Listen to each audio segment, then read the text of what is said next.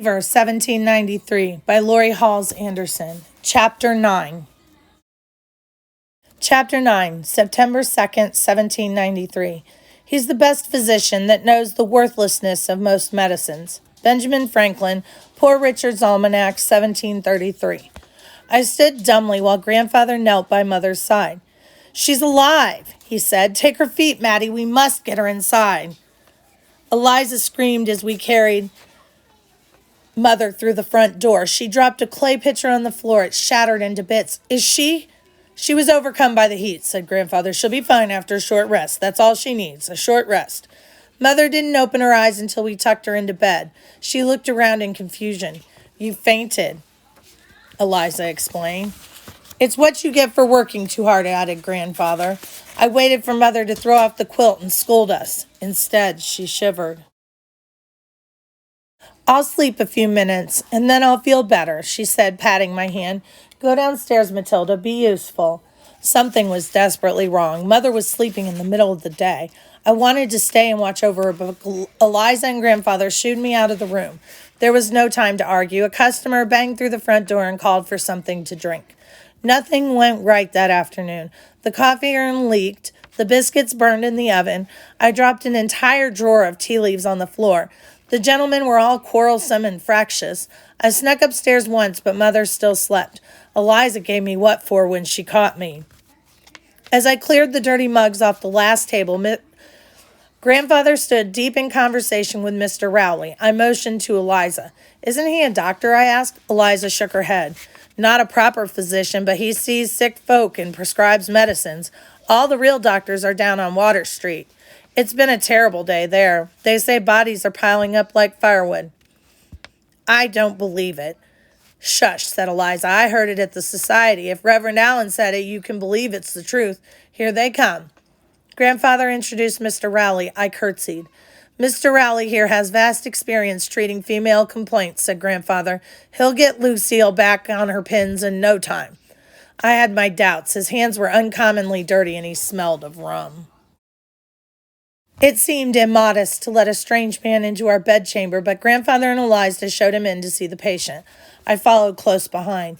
He took mother's pulse, then felt the skin on her ankles and wrists, then peered down her throat and under her eyelids. He worked without a word, grunting occasionally and making a tusking sound with his tongue.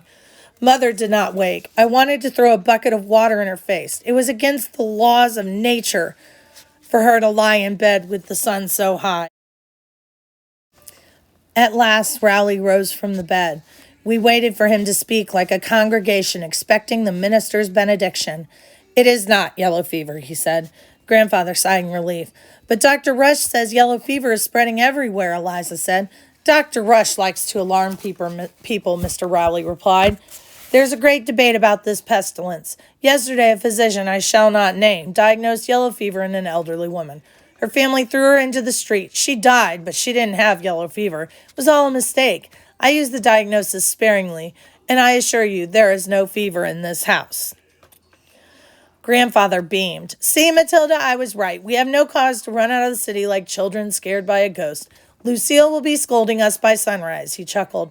Rowley wagged a finger at grandfather. I wouldn't predict that, he said. She'll need more than a good nap to recover. Be sure to bathe her every 4 hours and keep her clean and cool. I'll give some remedies to your servant. And now, he said, holding out his hand and showing his gray teeth, my fee. Giving my mother a bath fell upside down and backside front. I didn't want to do it. Daughters aren't supposed to bathe their mothers, but Eliza could not manage alone. We moved my bed to grandfather's chamber and replaced it with the tin bathing tub. Every 4 hours, we filled the tub with hot water mixed with black pepper and myrrh. The worst part was dragging mother from her fitful sleep and getting her to sit in the water. The fever had taken hold of her senses and she wept, calling my father's name. While mother dozed in the tub, we stripped the linen from her bed and laid on fresh. She was supposed to drink Dittany tea, sweetened with molasses, but it tasted too horrible. As soon as we had her back in bed, Eliza emptied the tub and put more water on to boil. Mother shivered so hard her teeth rattled. Even with all the blankets in the house on her, she could not warm. She lay under the fading faded bedding like a rag doll losing its stuffing. Her hair a wild collection of snakes on the pillow, her cornflower blue eyes poisoned with streaks of yellow and red. It hurt to look at her. After the sun set, Eliza set a candle by her bed. Your grandfather is sleeping at old man Karras's house, she explained. Just as well, I said. Are you going home? I must, she said. My brother is expecting me. I nodded. Eliza lived with her brother's family. They would be very worried if she didn't come home. I'll be fine, I said. I think she'll sleep through the night. Eliza kissed my forehead. Don't forget your prayers, she said. I'll come early and try to bring a doctor with me. After she left, I locked the doors and closed the shutters. A church bell struck 10 times and I shivered. The coffee house was filled with shadows and dark noises. I took 2 extra candles from the clothes press and hurried upstairs to watch over Mother. She did not notice when I entered the room. Her face was pulled taut in pain and she jerked in her sleep. I so wanted to touch her. The tops of her hands were roped with muscle and veins, but her skin was wrinkled and soft. Had she ever enjoyed anything? Had every day been a struggle? Perhaps death would be a release, a rest for the weary. A slight breeze waltzed through the room. Silas strolled in and jumped onto the bed. He settled himself so gently by her feet that she did not stir. No mice would disturb her, that was understood. Mother wrinkled her brow and moaned. I smoothed her hair. I'm here, Mother, I whispered. Be still. She shook her head from side to side on the pillow. Tears threatened again. I sniffed and tried to control my face. No one could ever tell what Mother thought or felt by looking at her. This was a useful trait. I needed to learn how to do it. There were so many things she had tried to teach me, but I didn't listen.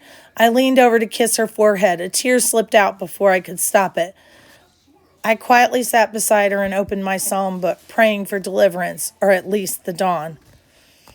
I must have dozed off. One moment the room was still. The next, Mother flew off the pillows and was violently ill, vomiting blood all over the bed and floor. Her eyes rolled back in her head. I jumped up from the stool. Eliza, I screamed, help! There was no answer. Eliza was gone. I was alone. I forced myself back to the bed. Mother panted heavily. Everything will be fine, I said as I sponged her face clean. Just lay still. Her eyes opened and I smiled at her. Tears pooled in her eyes and spilled down her cheeks. She opened her cracked lips. Go away, she whispered. Leave me.